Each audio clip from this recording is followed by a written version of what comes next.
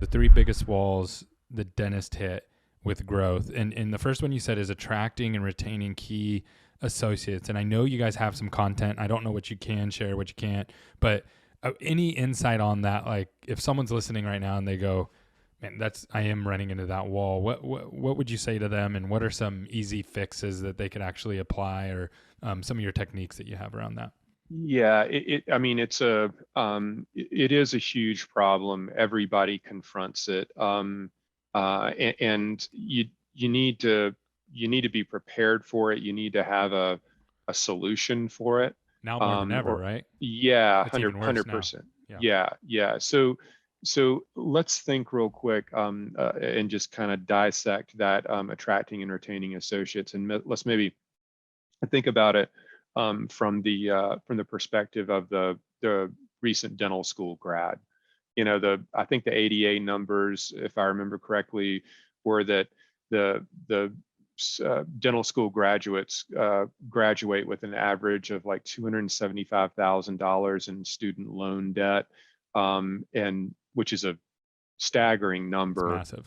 It is, and so they're carrying a lot of student loan debt. They're coming into the workforce.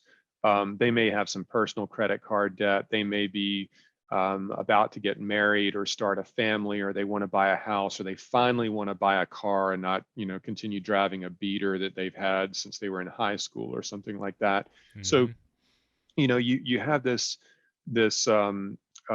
coming into the workforce, and the opportunity to practice your craft, right? And they come out of dental school, or maybe a residency program, or an early associateship or something like that, and they want to make money, and they want to be part of something.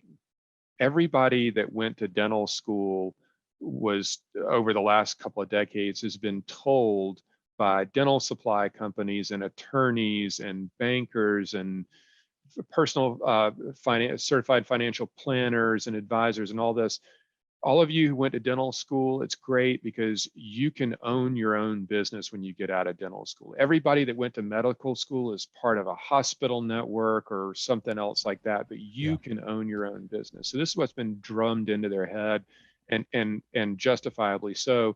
And that aspect of um, being part of, or being the owner of something that you have a degree of control over, and a seat at the table, and kind of controlling your destiny, that is super appealing to young recent graduates, and it's a huge motivator. And Yeah. so It brings out that entrepreneur it spirit. And completely yeah. does. It completely does. So when they enter the workforce and they're carrying all this student loan debt and everything, and they want to make other decisions that require additional debt, they may not be really over the moon about taking on $1 million loan from one of the banks to buy their first practice. But it doesn't mean that they're not going to. It just means they might not right now. So if I'm trying to recruit one of them, what's different about me and my practice and my business than any other? And what you hear 9 times out of 10 is, well, we pay a higher compensation rate. Well, okay, that's a, I don't want to use a bad word on this podcast because you'd have to put the E rating on it, but that's like a BS Yeah. type of an argument, because compensation rate, it is a phony number. Let's talk about income. Income to an associate is a function of compensation rate and volume of dentistry you're going to do. So instead of talking comp rate, let's talk about what a typical associate earns in our practice or in our business the first year or two. So for somebody slow like me, right? Like you're talking about the difference between the percentage they're going to get paid and how much money am I actually walking away with at the end of the month? Like what's my paycheck going to look like, right? That's the difference. And you're dealing with Exactly. people who don't have experience in the industry yet, or they're just new in the industry. So that's why you're saying that number's a little shaky, right? Yeah. So I'll try to make the numbers like really round and really easy, because numbers are hard to follow audibly here. Yeah. So, and these aren't representative of anything; they're just to illustrate a point. Mm-hmm. So let's say that your compensation rate that you are touting to prospective associates is 30% of collections, and the average is the typical associate in your business collects $500,000. Okay, so 30% of $500,000 is $150,000 a year. That's what the associate is going to earn in income to pay their bills. Mm-hmm. So you pay a 30% compensation rate. In my business, I pay a 25% compensation rate. Whoa, that's a That's, lot less. yep. But if the typical associate in my business generates $1 million in collections, which is a lot more than what they do in your business, now 25% of $1 million is $250,000, and that's a lot more income than 150 in your Huge. business. So those new grads are those. So we're working through these three problems, and the first is this, like, attracting and retaining these key associates. So the new grad, really telling them what they're going to get, rather than trying to muddy up the waters and making it complicated. And then, do you think the new grads are the lowest hanging fruit? Like, is that where you start first if you were a dentist? Well, I think you have to have a strategy for that. I don't know if I'd say it's the lowest hanging fruit, but I think the clinical compensation rate is one that people just get wrapped around the axle on, and they frankly they need to redefine the debate. The second the second piece of this is um, millennials. This is going to be a broad generalization, and I'm a Gen Xer, but so I I'm a geriatric millennial. So I just found that out like last year, and I'm offended right off the bat. So go ahead and hit us with it. We're good. Yeah. So I think this is probably a hopefully a generalization that holds true for the better, which is that as generations enter the workforce, the younger candidate pools are more apt to make commitment decisions around things like core values, not Yep. necessarily fully about compensation.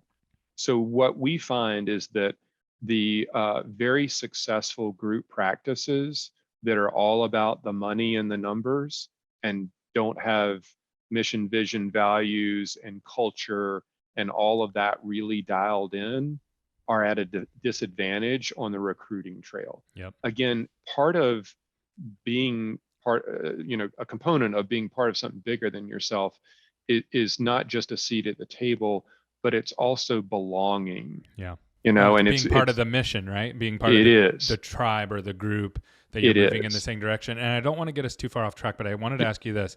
What percentage of the people that are coming to you asking you for help don't have that dialed in? Not just the culture, but just the vision and the values, and like what percentage of group people hitting your front doorstep don't have that? Yeah, so I would say that probably most of them have defined something around core values, mission, vision, and values, and that. But how much is it really part of the fabric of the organization? I'd say less than 25%. Wow. So this gives you a huge competitive advantage right off the bat. So the reason that you're starting here with attracting and retaining key associates, you started with grads, but you could use this for anybody. It's starting with that mission of, this is what we're trying to do together, and this is the direction that we're going together. And that's going to give you a leg up on a huge percentage of 75% of the people that you're competing with out there, right?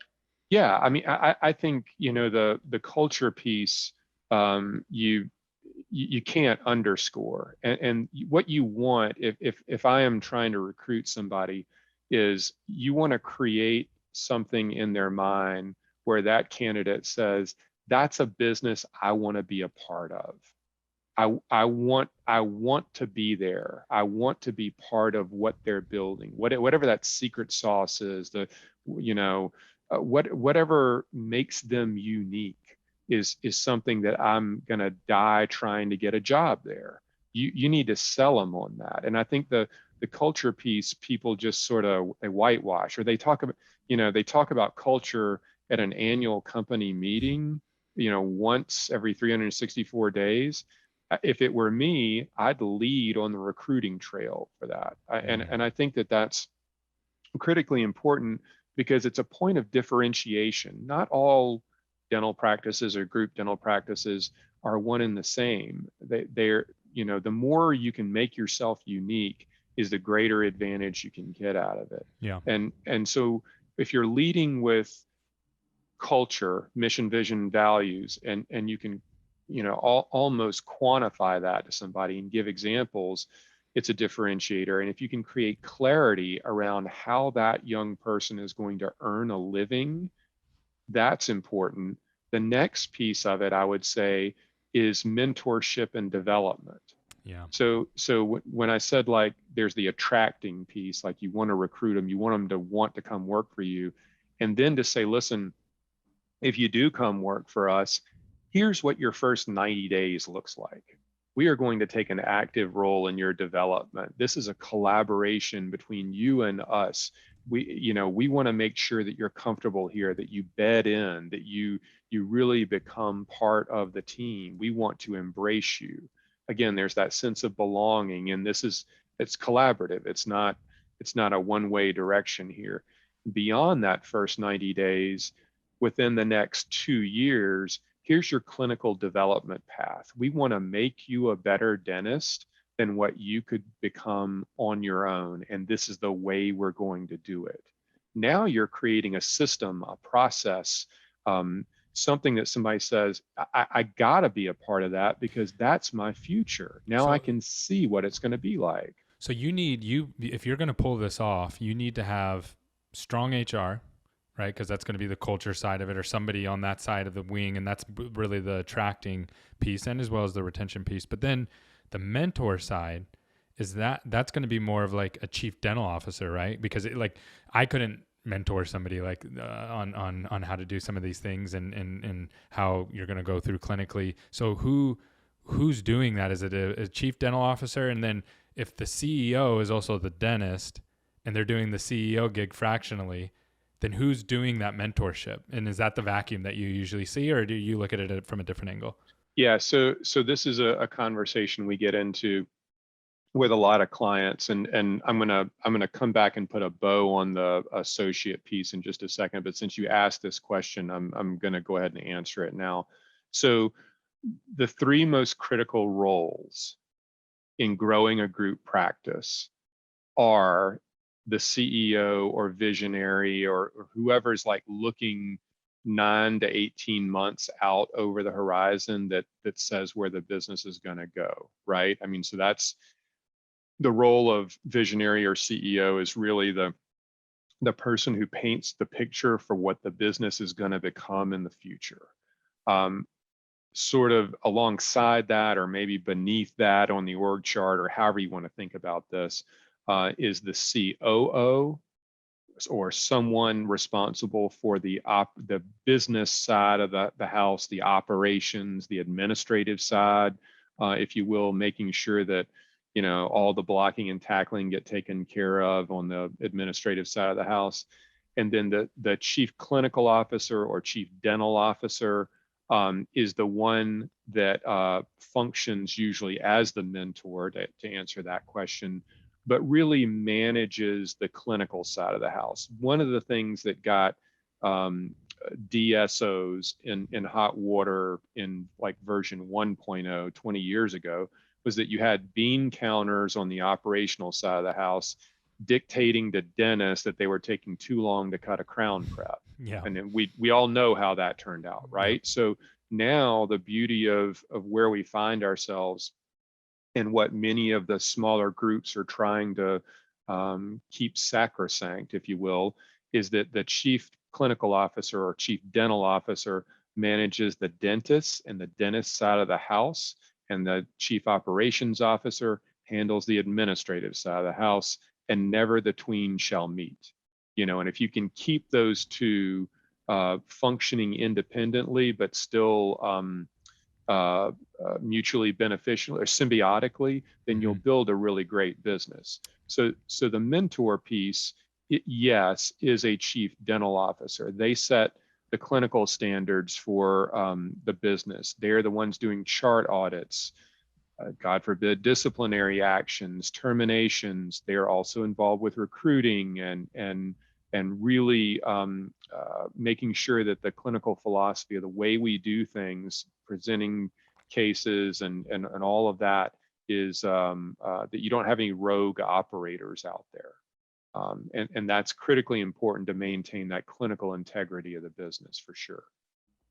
But they are the ones that help lay out that mentorship program early on, and then the development piece that would be the ongoing skill development to expand your craft, to do more complicated procedures, to make a greater impact on patients and everything. That's good. Okay, so I definitely jotted that down. So 3 most critical roles. I think that's huge. And then the synergy between those, like strategically thinking through, because those are who's, right? Those are not, Yep. there's some what's tied into it, but you got to have the right people. You can't just grab anybody and do that. Now, so going back up to what we were talking about, the 3 biggest walls dentists hit with growth. So it's the attracting and retaining key associates. Yeah. And we said culture and mentorship.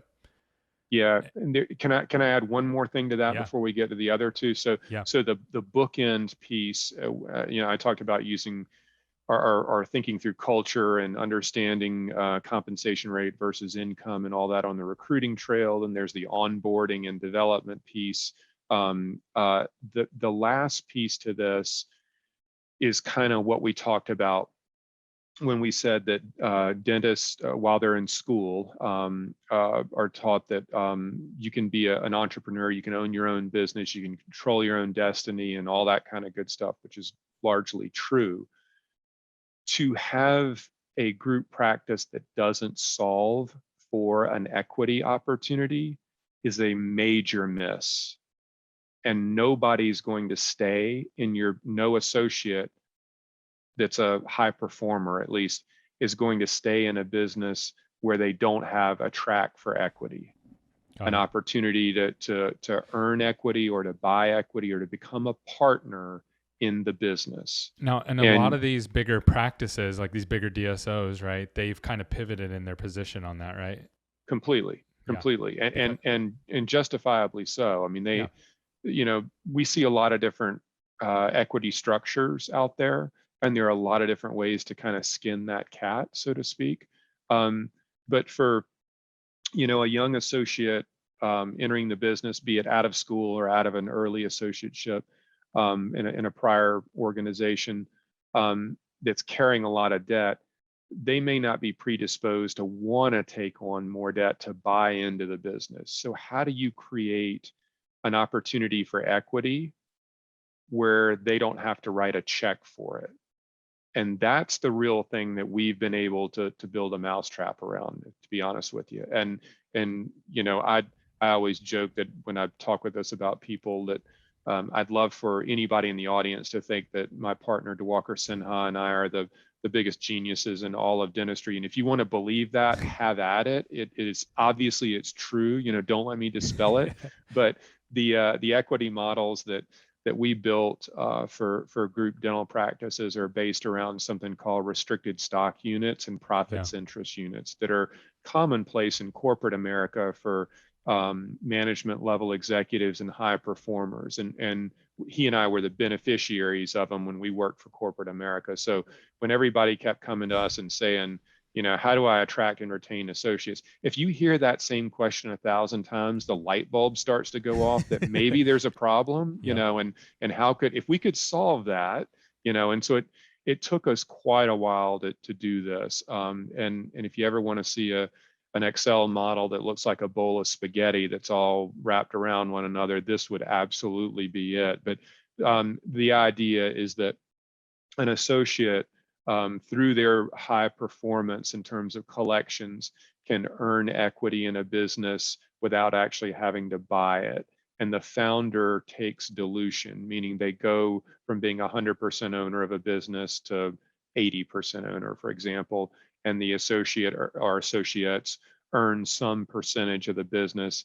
But due to their high level of performance and the increasing profitability of the business, the value of the founder's shares grows at a faster rate than the dilutive impact. So they become a slightly smaller owner of a much larger pie. And it's truly one of those scenarios that's win-win-win. It's a great thing for the associate, it's a great thing for the founder or founders, and it's a great thing for the business overall. So And why hasn't that become more popular? Like what's the roadblock in dentistry to make that just take off where everybody does it if it's such a win-win? yeah, it's a good question, and I'm going to try to be humble in giving you this response. So I think the reasons that it hasn't become commonplace are a couple. One, the traditional way of partnerships in dentistry is I own a practice valued at $1 million. Gary, you're going to be my 50% partner. Go to ABC Bank, take on a $500,000 loan and buy in. All right. So that's the way things have always been done, whether it's deferred comp or immediate buy-in or earn in over time or whatever. So that's the way that everybody knows is commonplace. Or we just pay you a really, really high compensation rate in exchange for equity, and you're a hired gun kind of thing. Well, now with the opportunity to use a model like this, it does create a lot of really compelling outcomes. And I think the more people get exposed to us is the more people are asking about it. So when you hear people ask about RSUs, for example, we've been talking about this for 4 years now. And I mean, that's probably, they've heard something we've said, they've read something we've written, they've seen a presentation or something, and now it's starting to enter the parlance of the industry, if you will. The real reason that it hasn't taken off is because it's damn complicated to create. And I mean, this thing, the initial version probably took us the better part of a year of modeling this. And every quarter we iterate something on it to create a, either a more complicated outcome based on something that a client says, like, hey, well, could we do this, this, and this? And DeWalker, being the genius that he is, never tells a client no. So I mean, I'm like, great, you just obligated our data and analytics team to however many hours of work to come up with this. So I think it's super complicated. We've had a lot of CPAs actually say this is incredibly compelling, and I have no idea how you built it. And we keep that pretty close to the vest. We'll give them a PDF of it, but we don't give them the working model. And I think understanding it as thoroughly as we do on how it all fits together, and then working with a handful of law firms that understand the legal structures to facilitate this, from award agreements to operating agreements and all that kind of stuff, is also critically important. So it's not easy. It's very complicated, and it would take somebody a lot of time to do it. That's great context. So we're talking about the 3 biggest walls that dentists hit with growth. So the first thing is going to be attracting and retaining the key associates. That's we use culture, mentorship, and then you use the equity buy-in to really retain things. And that's kind of your guys's ace that you guys hold, that you've built out and done a great job with that and helping folks with that. So then you said, and if you're okay with this, you said the second thing was banks become reluctant with the money, right? So they're more than happy to give financing for that first practice, no problem. And that's pretty much a yes to everybody. But now you're moving past that $2 million mark.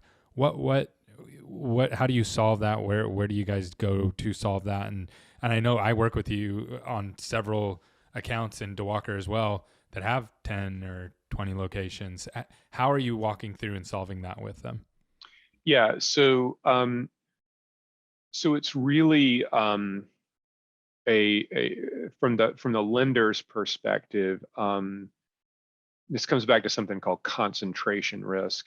And concentration risk is that banks don't like to have a large amount of loans outstanding to one borrower. In case that one borrower goes under, it creates a negative impact on the lender. Okay, so when I say they hit a ceiling around $2 million, that's not a hard number. It kind of just ends up being around that number typically that we see.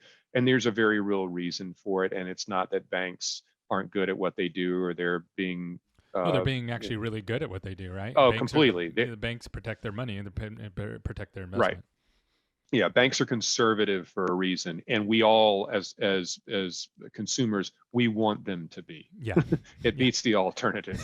So the challenge becomes, and what we typically see is that so a client will come to us with, let's say, 5 locations, and when we build and they've acquired or built or bought 5 locations within a relatively short period of time. So what we'll see when we build a financial model is that bank number one loaned the money for locations 1 and 2, and then they pull the string on them, but the dentist was hell bent on acquiring location number 3, so they went to a different bank to fund the purchase of location number 3. And oh, by the way, that same bank, that second bank, agreed to fund location number 4, and then they put the brakes on it, but they had to have location number 5, so they went to a third bank, like a municipal bank or something like that, a local bank, for that 5th location. So now they got 5 locations and 3 different lenders.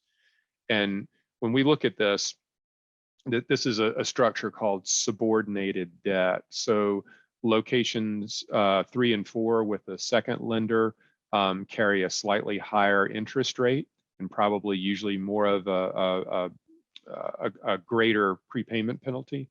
And the third lender that funded location number 5 has an even higher interest rate and carries an even more extreme prepayment penalty. There's probably in the covenants from the initial lender on numbers 1 and 2 in the covenant structure, a covenant that says that the borrower cannot take out any subordinated debt without prior approval from the senior lender. And I can tell you that I would be really generous to say that 9 times out of 10, the borrowers don't read the covenant structures. It's probably more like 99.5 times out of Well, yeah, 100. because it's like this big of a piece of paper. Yeah, It looks exactly. like a paper. Yeah. So technically, they're in violation of the agreement with the originating bank. So is this just as simple as, and again, just for me, who I've never taken out a loan to start a clinic or a dental office. So is this just as simple as like I get a first loan on my house, and the first loan on the house says you got to get permission to get a second loan on the house, and I just go and take out a second loan and don't tell the first loan? Is it that? Well, it's similar to that, but it would be if your primary mortgage company for some reason said that you couldn't buy a vacation home unless you mortgaged it through that primary, they wouldn't do that, but that's kind of the theory, loosely termed there. And again, that's to protect the initial bank from a credit risk profile. So this is not so the reason to illustrate this point is because eventually when entrepreneurs pursue this strategy of just finding another bank to fund each location, the shell game ends at some point and you can't get more funding for additional locations and the game's kind of over. That's the problem. They've been seeking what we call retail lenders that are rate and term, really usually low cost of funds, 10-year terms. They haven't looked for business to business banking that says, let me take a look at your business plan. What are you trying to build here? You're trying to build a 10 location group and you want to buy 3 locations a year over the next 3 years or something to that effect. Well, what does your business plan say the revenue projections are? What's the EBITDA? How frequently do you want to deploy this capital? What's the end game here? So you haven't really sat down with a true business to business lender and laid it all out for them. How deep do you guys go into that to help these clients? Like if I'm a dentist and I'm like, okay, I'm on location 2, I need to figure this out. I don't want to go to my third bank to get this loan because it's really not going to put me in a good position. Where do you pick that up and then hand that off? I would say that probably about 40 to 50% of the clients we work with, about 1 out of 2, we encountered this situation, and it might not, you might not hit a debt funding wall if you want to buy a new practice, an additional practice every 2 years. Banks may be perfectly comfortable with that. Um, that being said, I don't know many entrepreneurial dentists that are looking to buy another location every 2 years. It's more like 2 every year. Yeah. So that's the rub. So it's not just that banks are bad or retail lenders aren't the way to go. They might be, depending on the pace of your growth strategy and also the target that you're looking to acquire. Is it $1 million practice? Is it a $300,000 practice? We want to get behind all those numbers, and we want to understand the real volume of funds that it's going to take to execute that growth strategy and how fast you want to deploy them. And then at that point, we've built the financial model of the business and the 5-year growth pro forma. So what does the next 5 years look like? Well, Perrin, I'm going to acquire 2 practices per year. Each one's going to be an $800,000 purchase price. It's $1 million in revenue and 200,000 in EBITDA. And we kind of lay all this out in a stair step method over about 5 years and say, okay, here's where the bank's going to cut you off in year 3 because you've exceeded your leverage ratio in the following ways and parameters. We need to find a lender that's going to fund the vision that you have for the business and give you the credit facility. It's kind of like line of credit, right? They're going to give you the credit facility that renews every year as long as you continue to operate the business the way you have. And if we can do that, then it's a secured source of funds that can take you to the finish line. You should never outgrow it. Got it. And then how important is the relationship with the bank on that front? Is that like the key component, is that you're building this relationship with them and they understand your vision and where you're going and they can get behind it? Is that basically what you're looking for? Yeah. So let's redefine the term relationship. Okay. Because this is a really good question. I was about to jump in, and I'm glad I didn't to actually listen to your question. So you and I think about, and most dentists, when they start out, think about relationships in the terms of who's going to take me to play golf this weekend? Who's going to buy me a steak dinner once a year? Every banker says they want to be in a relationship with you. What they really mean is they want you to do your business checking with them, and oh, we can get you preferential rates on a home mortgage. We're in a relationship with you and everything like that. That may be true up to a point. Business to business banking is about business, and it's about business relationships. It's not about playing golf, and it's not about going to Del Frisco's and having a nice bottle of wine together. Okay, it is about the health of the relationship in a business context. So are they relationship people? Absolutely, around the context of the business you're trying to build. So do they want to know about you, what your vision is, what makes you different? Do they want to know the numbers behind the numbers? Do they want to know what the next 5 years look like? Yes, they do. They want to know the subjective piece. They want to know the objective piece. And the credit officers are super concerned about how you're going to deploy their funds and how you're going to continue making payments on time, all the time, with a great degree of buffer, if you will. Okay. And that buffer is called debt service coverage ratio. So if they sign off and say, you know what, Gary, we love the business you've built. It looks really good. We love the business you're building. We want to be in a relationship with you. That relationship means we're committing to you to continue to fund that business every year as long as you continue to operate the business as well as you have. Yeah. And these are credit facilities that probably span somewhere between, on the low end, $3 to $5 million, and on the high end, I think we just closed or about to close one for like $25 million. So if positioned correctly for our core client, they should never run out of debt funds. And the only reason they should leave this lending institution is because they chose to go the route of private equity and bring in a capital partner at that point, but not because they couldn't secure the funds to continue to grow. And that's a much better way of operating the business because it's like having conditional pre-approval. You know the funds are there. Go find the businesses to buy.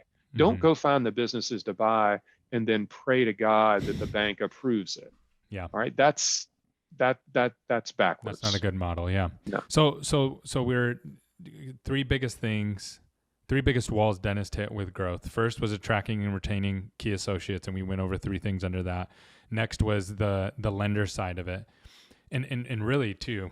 Well, I'm going to tie this together at the end, but I'm really interested to hear this third point. If you're ready to move there, you said the transition in going from that dentist, from an entrepreneur to a dentist to that executive leader, and how that works. So how do you help support people around that, and what are some of the pitfalls that you're seeing there?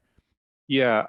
So it's an eerie parallel to a book that has been revised multiple times called The E-Myth. I'm sure you read it, by Michael Gerber. It came out in, I don't know, maybe the 80s or 90s even. But the E-Myth is E stands for entrepreneur or entrepreneurial, and it talks about a business owner from a standpoint of what he calls the technician to the manager to the entrepreneur.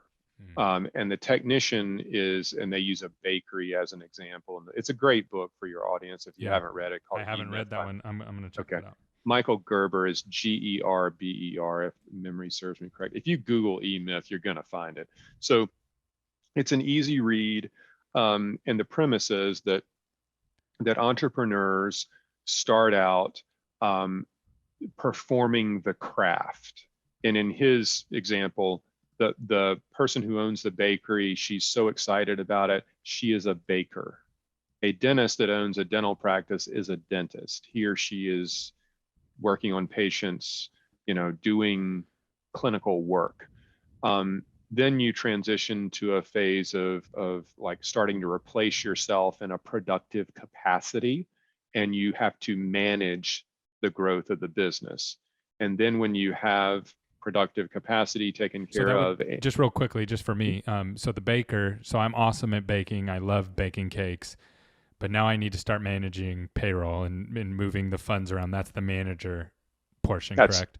that's right. Okay. That's right. Yeah, managing the bakery, hiring additional bakers to work with you to expand the productive capacity, and marketing the business, Mm-hmm. right? I mean, Mm-hmm. why does somebody want to come to your bakery or your dental practice? So there's the management aspect, Mm-hmm. and then the entrepreneurial side is the leadership and the growth piece.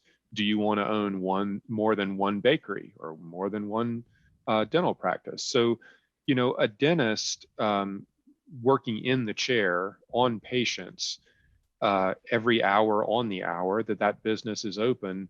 Let's face it. I mean, they usually generate a lot of revenue, and they usually make a healthy amount of personal income.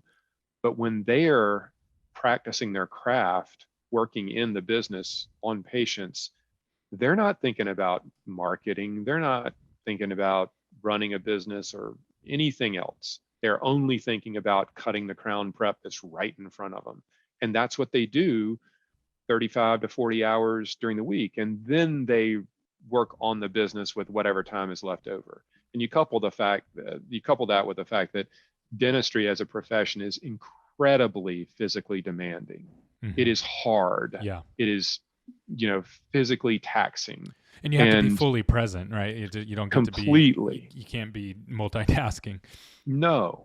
So they a lot of people that we work with or who we talk with, are in some phase of building a group, and one of the reasons they want to build a group is because they don't want their personal income to be 100% dependent upon their physical productive capacity, and I think that is smart. Yeah. Okay, Diversifying, right? It's, I'm making 100%. a lot of money, but it's one bad accident and all of it's gone.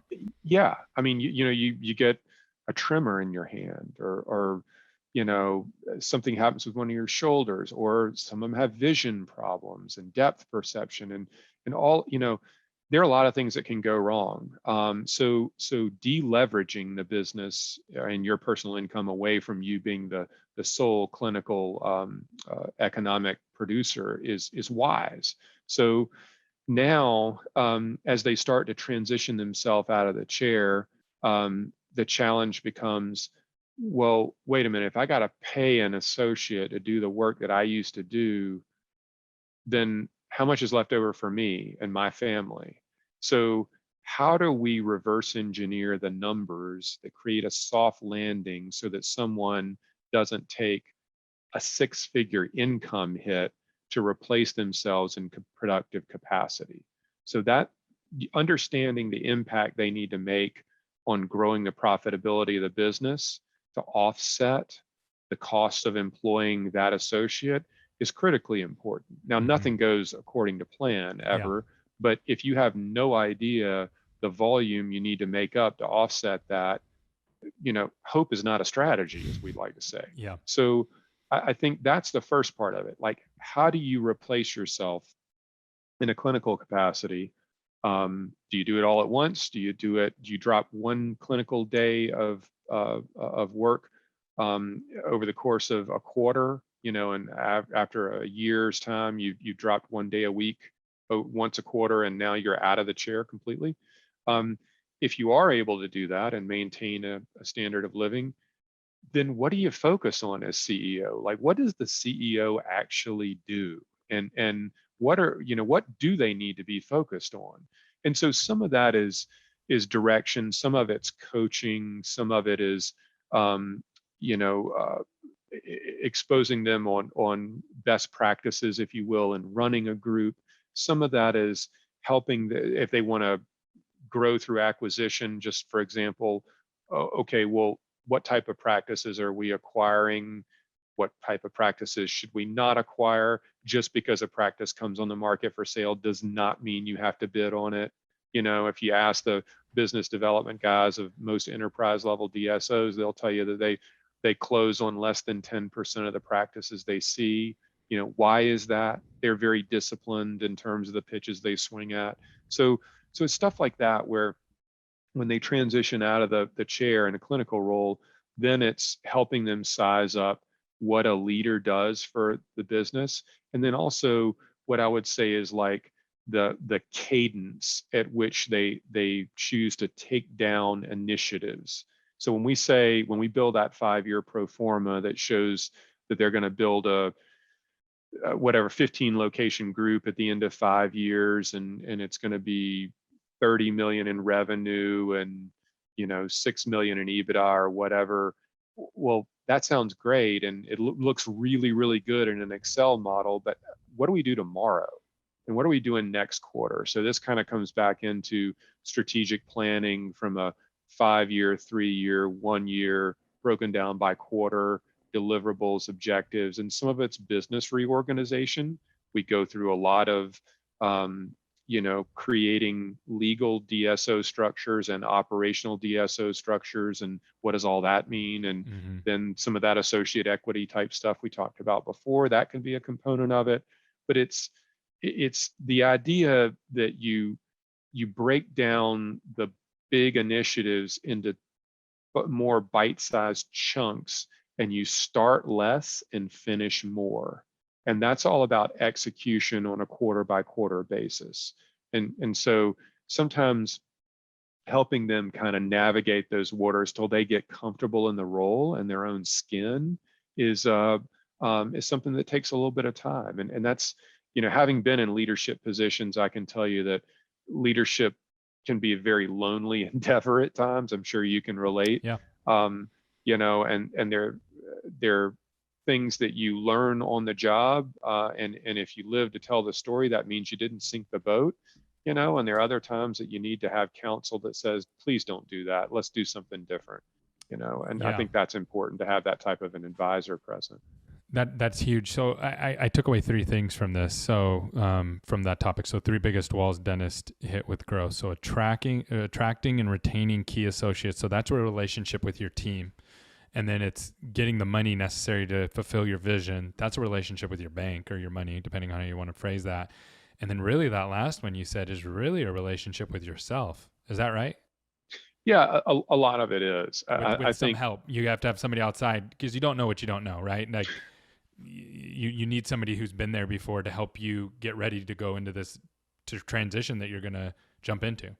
well, I think that, I mean, so I'm going to try to be diplomatic in the way I answer this question. What I'll say is, in my opinion, trial and error is not the best way to build a business. Mm-hmm. And Because it's slow, right? It's much slow. yeah, so when you talk about, or when somebody talks about working with a consultant or a business coach, and I work with a business coach, an Yeah. entrepreneurial coach. All right, Yep. so I'm like proof in the pudding, if you will. But what I tell my clients, I do the same thing for me. Yep. Well, so why would you want to work with a consultant or a coach? Well, they broaden your horizons. They teach you things that you don't know. They accelerate your learning curve. Like, could you learn it on your own? Well, yeah, I think so. If given unending amounts of time, I think you probably could learn it on your own. So do you want to learn it on your own? And if it takes 5 years, or would you rather have somebody else take a year and get you to the same outcome? So Yeah. what is time worth to you to get there? And then the other thing is, not making the same mistakes that everybody else does, or at least minimizing the impact. So you have a greater degree of confidence in terms of operating the business that has your name on the door and your name on the dotted line. And I don't know this about other consulting companies. I have my opinions about it, but the way we approach consulting is that we are not a forever consulting company. Our typical engagements with clients last somewhere between about 12 to 18 months. And I think the reason that's important is that we fully expect to work ourselves out of a job. So You know, you're hoping that you solve their problems, get them out of the rut that they may find themselves, or the place that they're stuck strategically, and you're planning on doing that over the next year and a half, so they can keep going towards their goal. yeah, I think, we want to teach them how to run a better business. We want them to be more confident in it. And we want them one day to look at us and say, Perrin, I think I got this. If you want to keep us on a limited retainer, and I have some clients that do that, and I think it's healthy for them, and it's really fun for me to stay connected to the business without it being quite as intense a relationship as it was before. But there comes a point where if we put out all the fires on the stove and we create systems and processes and some formulas for growth, and you understand how to groove pitches and keep hitting them over the wall, go do it. You don't necessarily need me there for the next 10 years to do that. And I think that some people have been involved with consultants that maybe outlived their life cycle and stayed on for too long. Yeah. That it wasn't in the best interest of the client. And so we say that up front. Look, if you're going to work with us, it is intense. We charge a premium for what we do, and we think we're good at it. But just know that this is going to be a lot of heavy lifting for probably 12 to 18 months, and then we're going to either downshift or transition out. And I think that's kind of a bit of a differentiator for us, is the way we work with clients. And I think maybe it's a bit of a relief to somebody on the other end too.